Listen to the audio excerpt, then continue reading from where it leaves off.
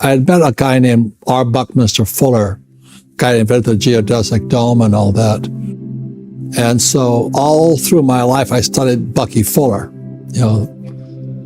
and he got to me. He says, what does God want you to do? And he got to me, if you know what I mean. And I said, well, we don't teach money at school, and I think I do understand about money now.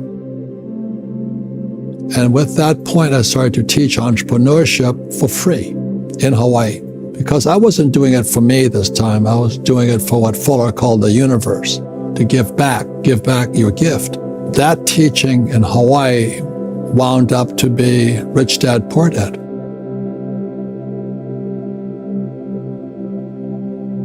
Our schools teach us not to make mistakes.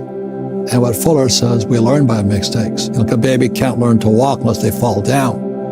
So the reason many people fail in life is because they're afraid of failing. And I was just teaching games via games, encouraging people to make mistakes and how to learn from your mistakes. So that was the process. So it wasn't about me getting smarter, making them smarter. It was basically teaching them how to make mistakes and get the principle. So my biggest lessons was learning from people I thought were smarter than me, like the accountants and the attorneys. And they turned out to be crooks.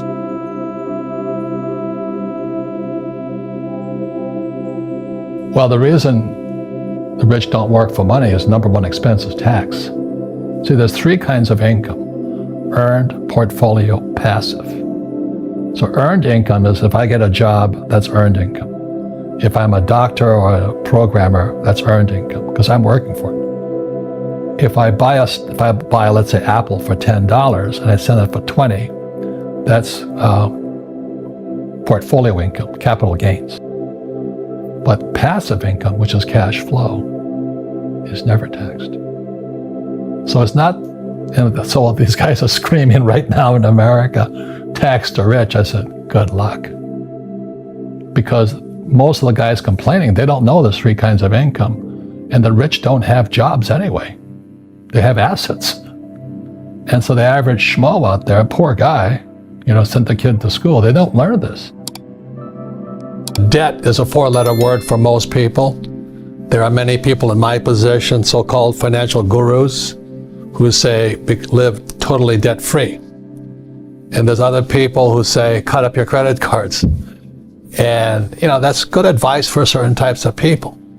So you should definitely cut up your credit cards if you can't control your spending. And the other thing about debt, there's good debt and bad debt. And if you only have bad debt, which I classify student loan debt as bad debt, the main reason it's bad debt is because it's the worst possible type of debt. You see, if I get into trouble as a businessman with debt, I can declare bankruptcy and I'm clean. But the trouble with student loan debt, you can't do that. It hangs around your neck for the rest of your life. So if you're a student, you shouldn't take on student loan debt unless you absolutely 100% guaranteed that you will commit to graduating. Everybody can do the same thing I do because the tax laws are for everybody. We don't say, well, the tax laws are only for the rich. No, the tax laws are for everybody to use if you have the right financial education. And the reason I'm an advocate of financial education, without that education, you'll have to pay taxes. You see, very few people will buy what I do, make $1 million and pay zero tax.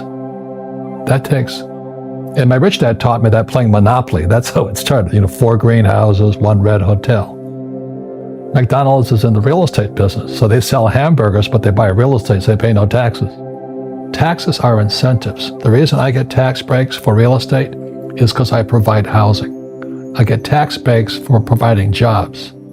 I get tax breaks for providing oil. And I get tax breaks for providing food. But most people see me as a crook. I'm not. The U.S. government wants me to provide housing, wants me to provide jobs, wants me to borrow money, because that's how money is created through debt, and provide oil and food. I get huge tax breaks. Everybody can do the same thing if they had the financial education to do it. If people understood the tax code, we'd be more prosperous. So in the macro world, what happens is when there's a thing called quantitative easing or money printing, what that does cause, it causes inflation in the monetary system. In other words, real estate and stocks go up in price. But what it does, it screws the poor people. When I make $1 million, I keep $1 million. And the reason is because I don't make it by working for money. See, if you work for money, you're taxed. So that's why lesson number 1 in Rich Dad, Poor Dad is the rich don't work for money. What we do instead is we create businesses as entrepreneurs. We acquire real estate. I don't invest in the stock market. Okay? So the reason is because as entrepreneurs, I have more control over my income, how much I make, and how much I pay in taxes. And because I'm an entrepreneur as well as an investor in real estate, I pay 0 tax. So every time I make, let's say, $1 million as an entrepreneur, I immediately invested in real estate and have a 4-to-1 step up. So I put $1 million in real estate, I get $4 million from the bank. That's why I love banks, because when you print, savers get creamed and people who work for money get creamed. When they print, debtors get rich. You see, debt and taxes make the rich richer, and debt and taxes make the poor middle class poorer. The trouble with printing of money is we're going into a depression. So please hear that. We're going into a depression. And so when they have quantitative easing, they're trying to prevent a depression. And the trouble with printing money historically is when you print it, there was a short burst of inflation. And we're in such this period right now. You know, real estate prices are up, stock prices are up, and all that stuff. But it's only short-lived, and then it slides back down into depression. So they're trying to stop a depression. And it's called the transmission of money. So it's like having 4 gears to a car. When they print money, they're trying to prevent the depression. But we're going into a depression anyway, because it doesn't fix it. And the problem with that, when you print money, it only makes investors richer. But the working class guys, the guys who work in my yard, I feel for them. You know, they're getting screwed left and right because they're working for money. That was Rich Dad's rule number 1, don't work for money, because money is corrupt. The only reason the economy expands is we have to have debt. And that started in 1971 when Nixon took the dollar up the gold standard. And it's not working. When I came out of school, I think the debt to GDP ratio was only like 20-1, 20%. Today it's 140%. We're bankrupt. I know most people know this, but if they keep printing money,